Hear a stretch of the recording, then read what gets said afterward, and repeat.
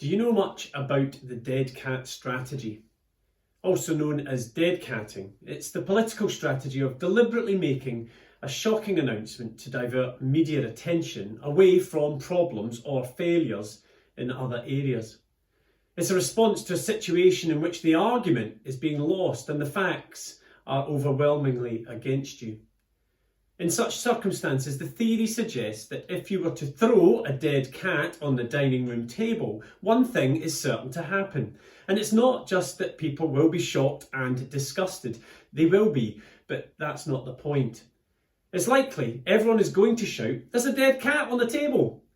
In other words, they'll be talking about the dead cat rather than the issue that has been causing you so much grief. I can't help thinking the recent furore involving Gary Lineker and his tweets is a classic example of dead catting. It may not have been intentional on the government's part, but it was certainly opportune and definitely seized upon. Instead of focusing on a policy announcement which the Home Secretary herself admitted was more than 50% likely to break human rights laws, all the attention has been on the social media activity of an ex-footballer.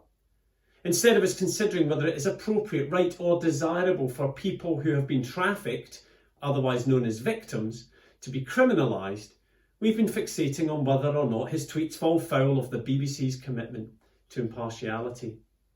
Instead of scrutinising the legality of the proposed legislation, we're discussing the wisdom of the comparison a sports presenter used to critique the proposed legislation. In other words, we've been talking about the dead cat.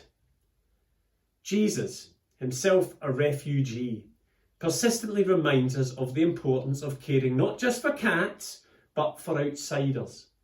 The foreigners residing among you, the Bible says, must be treated as native born. Love them as yourself. Elsewhere it says, do not forget to show hospitality to strangers. Impartiality in broadcasting is undoubtedly important. But in life, when it comes to issues of right and wrong or matters of justice and injustice, impartiality isn't always so virtuous. Sometimes it really isn't an option. To paraphrase Desmond Tutu, if you are impartial in situations of injustice, you have chosen the side of the oppressor.